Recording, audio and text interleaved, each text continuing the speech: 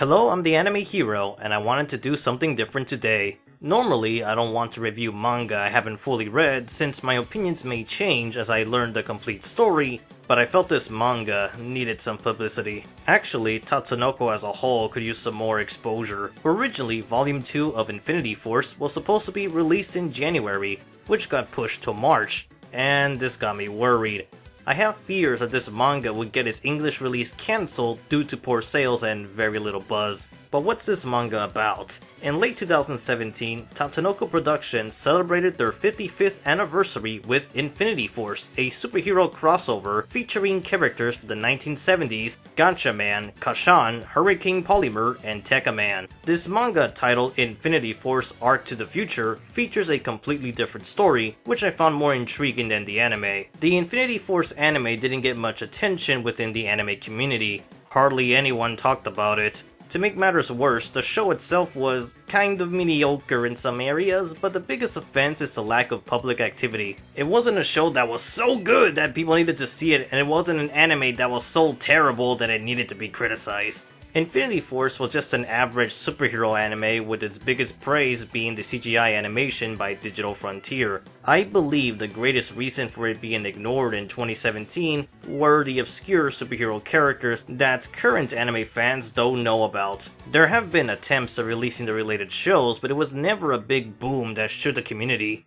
Despite Devilman being just as old as the Tatsunoko heroes, Devilman Crybaby got so much exposure for having all 10 episodes available on its premiere day, and its feedback has been very mixed within anime fandom. It's because of these back and forth feelings that made Crybaby a successful opportunity for anime fans to express their opinions, therefore people know about it. Whether you like it or not doesn't matter. What happened is Devilman Crybaby made its name known, in contrast to modern old shows such as Tiger Mask Double, Young Blackjack, Adam the Beginning, and Infini-T who didn't even leave a mark in anime interest. I want to talk about this manga iteration for it's a better introduction to the characters. However, I don't know the full story, so I can't say with 100% certainty that the manga won't trip over its own feet. However, Volume 1 does behave like a real celebration that represents all 4 series. Unlike the anime, I just want to share with you some highlights of this superhero manga. The difficulty in explaining Infini-T are the 4 different franchises, and I haven't made a review of the anime yet, so if you ever feel lost in this video,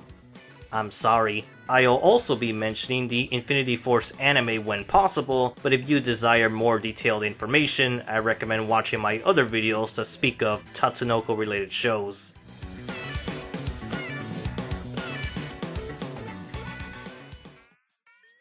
The plot is somewhat the same.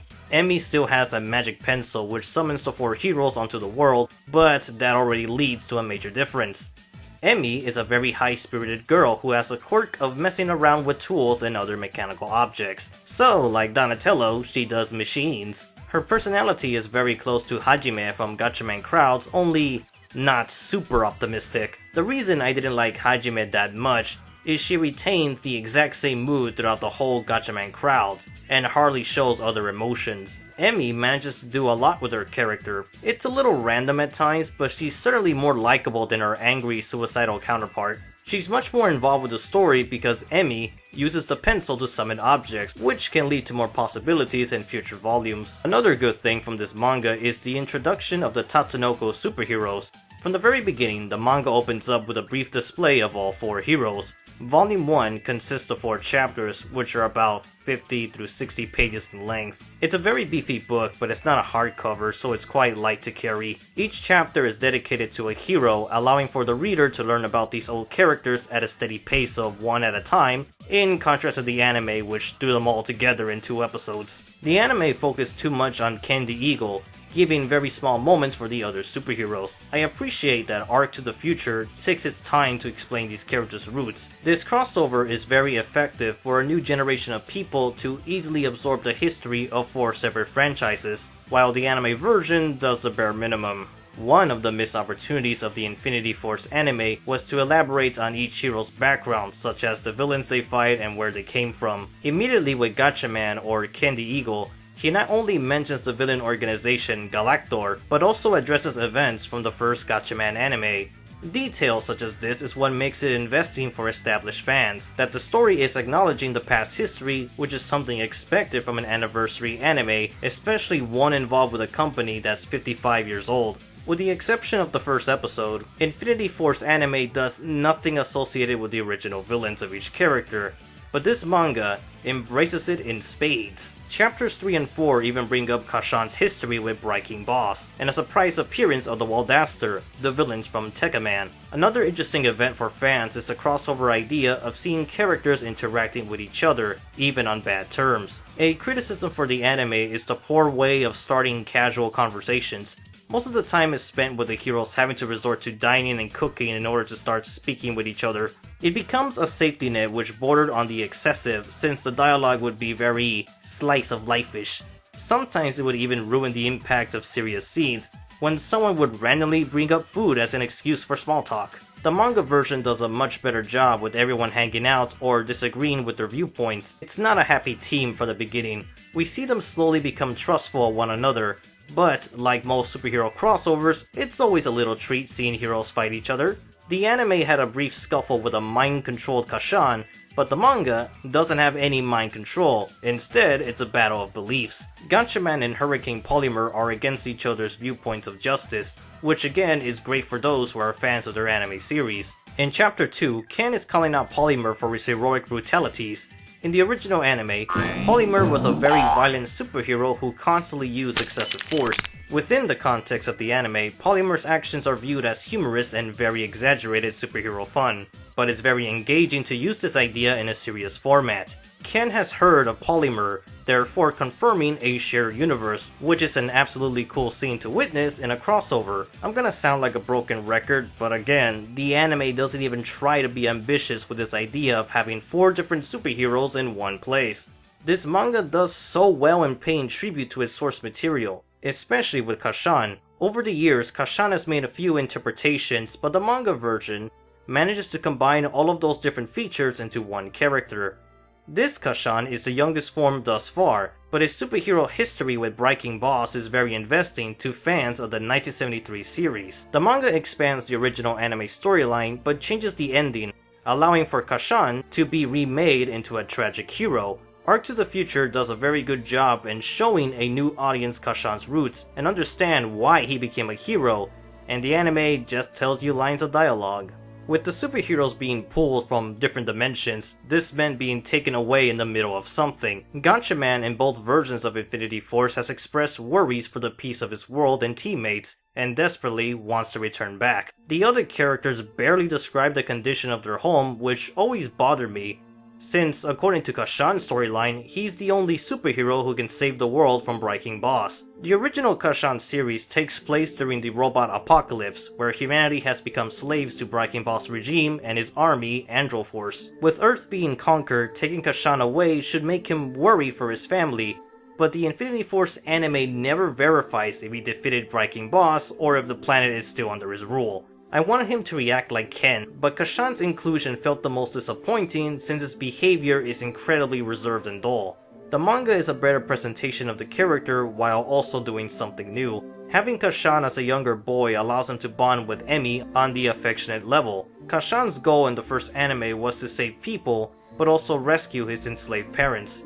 In that story, Tetsuya Azuma abandoned his humanity and became Kashan for the sake of his family. He fought alongside his pet dog Frender and was in love with Luna, but being a cyborg prevented him from displaying intimacy. He longed to become human again as the citizens feared machines, thus Kashan, being a Neo-Roider, was seen as a monster by the public. The Infinity Force manga implies he doesn't have any surviving relatives, and judging from numerous panels, Kashan isn't happy with his battle against evil. Kashan does confirm having freed Earth from the robot tyranny, but the state of humankind has affected him in a negative way.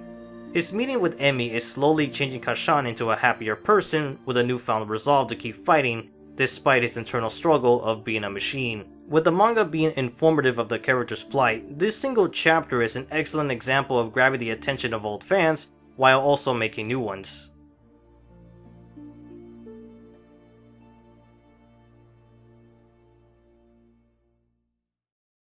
Arc to the Future does a surprising achievement in utilizing the source material in creative ways. Another example is Tekkaman, whose original anime never received a proper ending. Infinity Force did some good with the character, but was ultimately pushed aside for Candy Eagle hogging the spotlight. Like Kashan, Tekkaman's introduction in the manga laments the war that took place on his Earth. In the original Tekkaman, the planet was struck with pollution and an alien invasion. However, it was humankind's own fault that led to the destruction of Earth, so this offers an environmental message. While these topics were covered in the anime, the manga excels in delivering these themes as the entire chapter is focused on Tekkaman, while the anime instead throws these lines of dialogue as they're cooking. In other words, the manga takes itself in a more serious manner. To summarize the whole thing, Infinity Force Arc to the Future behaves like the celebratory crossover that I initially wanted. Its writing does a great performance to respect the older fanbase, simultaneously allowing for easy access to the current 2010 generation of anime fans. And to my surprise, there isn't that many superhero anime crossovers, but this manga has been the most balanced, especially one that's using 4 different series. I neglected to speak of Gatchaman since he's already well received in the anime version and the manga treats him well. My 12 days of anime video pretty much covers my pros and cons with Candy Eagle. I was more encouraged to speak of the other heroes as they constantly got second billing when compared to Ken and Emmy. The manga does have a lot of humorous moments and some jokes I didn't find funny, but I was definitely more engaged in this version than the anime, which spent a little too much time on other things. Sure, the characters don't look anything like the 70s version, but the manga has a lot of life and feels very natural when people speak to one another. They don't have to resort to avocado cream pasta nor cater to harem aesthetics. Arc to the Future knows that it's a superhero crossover and has fun with it, while also being serious in its portrayal of Tatsunoko's history. I am very satisfied with this superhero manga, and incredibly impressed with how much care this book had for these superheroes, while the anime didn't really focus on the crossover theme. But my biggest surprise is learning who wrote this story. Who could possibly be so well versed in these 4 old school anime superheroes? That person is the author of Boruto.